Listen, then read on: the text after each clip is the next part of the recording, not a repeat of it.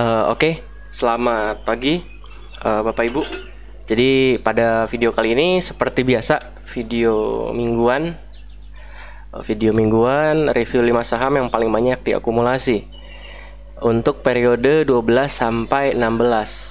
Nah, jadi untuk seperti biasa kita lampirkan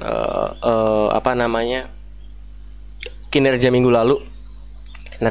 Jadi ini adalah saham-saham minggu lalu. Ada SMSM, ada MAPI, ada LPKR, ada Delta Mas, ada Cepin, ada IHSG. IHSG kemarin so far masih seperti dugaan kita, optimis, masih naik di 1%. Di 1% karena 2 hari kebelakangnya turun. Dan ini kinerjanya 4, ada yang 4,2, ada 5,8, ada yang 0, ada yang 0,9, ada yang 0, ada yang 1%. 1% itu IHSG. Jadi itu untuk kinerja minggu lalu. Jadi selamat bagi Bapak Ibu yang ikutan. Nah, sekarang kita bahas untuk minggu depan. Minggu depan berarti untuk periode 19 sampai 23 Oktober 2020 harus gimana? Nah, untuk IHSG sendiri so far sejauh ini saya belum melihat ada sentimen negatif yang signifikan yang perlu dikhawatirkan. Kecuali nanti dekat-dekat November pasti ada US election, lalu ada pengumuman pertumbuhan ekonomi. Itu pasti nanti berita resesi diangkat lagi. Itu pasti berita-berita kayak gitu, pasti ya berita kan seperti itu, udah keluar sekali, sekarang hilang, terus diangkat lagi. Resesi aja sepanjang IHSG di sini naik, sepanjang Oktober di sini, mana berita resesi yang kemarin-kemarin ada rame di sini? Nggak ada, hilang semua. Jadi berita itu nanti akan dipakai lagi. Jadi buat minggu depan IHSG range optimis saya paling ada di 5.100 sampai ini top yang kemarin 5.179 sampai 80. Sampai di situ. Kalau skema pesimisnya paling ke goceng. Ini 5.057 gap belum tertutup, tapi gap tidak wajib tertutup. Ini kemarin outflow-nya juga cukup besar, 500 lagi. Ya selama investor lokalnya masih happy aja, masih senang aja, ya manfaatkan aja. Kita nggak usah takut lah. Ibaratnya kalau kita punya trading plan, mau tiba-tiba market turun, market naik, ya kita bisa ikut semuanya, kita ada plannya. Seperti itu.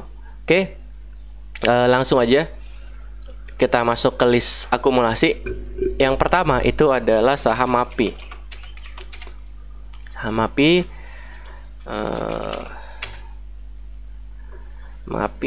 Bukan MAPI yang minggu kemarin ya. MAPI. Oh, bukan MAPI, sorry. MAPI itu yang minggu kemarin. Ada Adaro. Ini ada Adaro. Nah, ini yang kemarin kita bilang di channel Telegram pun kita broadcast kemarin Adaro bahwa ini menarik. Dia breakdown, terus naik lagi, masuk area lagi, terus koreksi, dia pullback. Ya masih menarik untuk Adaro. Risknya di mana ya? Risknya diatur di trendline sini. Rewardnya di mana ya? Silahkan diatur sendiri. Rewardnya mau kemana? Kalau misalkan kita set risknya di situ. Jadi itu buat Adaro. Nah, selanjutnya itu ada saham Indi. Nah, saya nggak tahu saya lihat beberapa saham batubara itu mostly menarik bandarmologinya. Nggak tahu apakah akan ada sentimen sesuatu di minggu depan atau gimana, saya nggak tahu. Cuma yang pasti Indi ini salah satu saham yang menarik secara bandarmologi. Candle terakhir pun bagus. Untuk saham Indi. Ini saham Indi. Nah, ini Indi menarik. Ya risk rewardnya bisa diatur sendiri. Yang pasti akumulasi, retailnya jualan, CC ini semi bandar, bukan murni retail. Silakan aja. Di Adaro, Indi. Nah, selanjutnya itu ada saham Demas. Saham Delta Mas ini masih cukup menarik.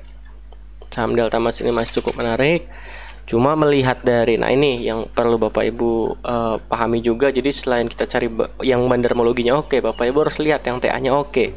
Nah ini kalau kita lihat saham Demas closingnya kurang oke, volume turunnya pun kurang oke, tinggi-tinggi. Jadi ya Demas lebih baik tunggu dulu. Jadi jangan langsung besok di HK. Kalau saran saya lebih baik tunggu dulu. Tunggu di area mana? Tunggu di area kisaran 222 lah. 222, 220 atau 224. Kalau mau terus start lebih dulu ya area situ. Area situ. Jadi seperti itu. Jadi walaupun bandarmologinya cukup oke, masih sedikit akumulasi, ya better tunggu dulu. Kalau lihat posisi TA-nya seperti itu. Jadi TA itu berguna. Nah, selanjutnya adalah saham Pakuwon. Nah ini Pakuwon untuk seminggu terakhir itu diakumulasi juga.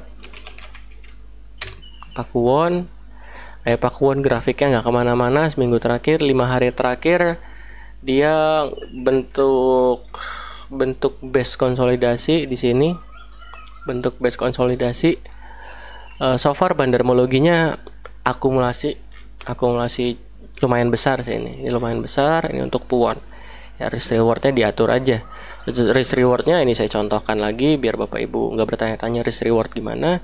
Ya bisa aja risk rewardnya adalah boxnya sini, box konsolidasinya sini. It means kalau udah keluar dari box ini ya artinya sudah kena risknya. Rewardnya di mana? Misalkan mau top dari boxnya ya silakan.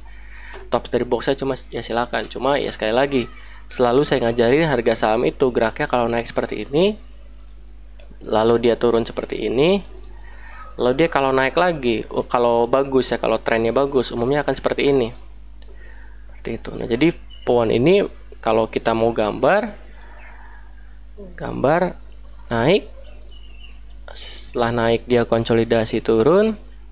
Nah, terus apa yang terjadi selanjutnya? Ya bisa naik lagi bisa di mana? Bisa dia mentok buat double top mini atau bisa lanjut.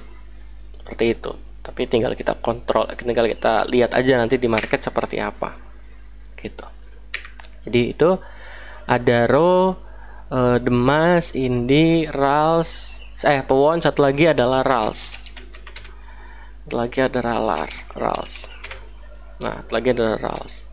Nah, Rals 3 hari kemarin harganya turun tapi nggak ada distribusi yang berarti. Rals nggak ada distribusi yang berarti. Terus gimana? Ya masih menarik kalau menurut saya saham Rals. Silakan dicoba dihitung-hitung aja risk reward rasionya.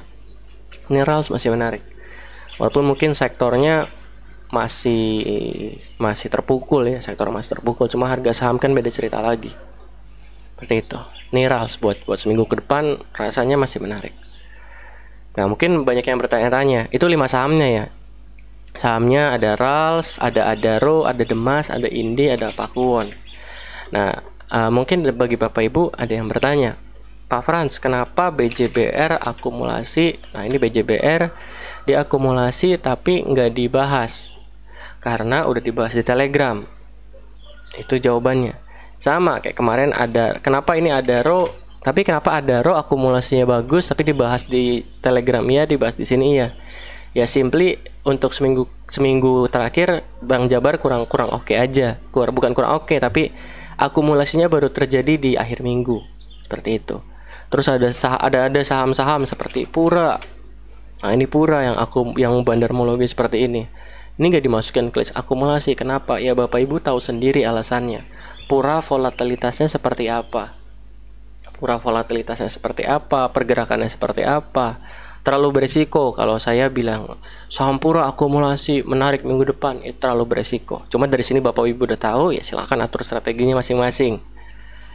Terus ada saham-saham konstruksi BUMN lagi yang lainnya. Konstruksi BUMN yang sekarang lagi konsolidasi nih. Cuma so far masih menarik.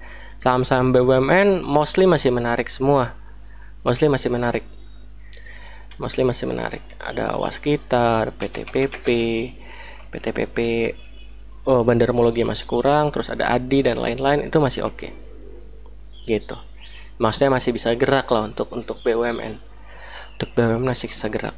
Kalau minggu depan entah kenapa yang saya lihat per Jumat kemarin, per minggu kemarin banyak yang masuk batu bara. Banyak yang masuk batu bara untuk apa namanya? Untuk money flow-nya.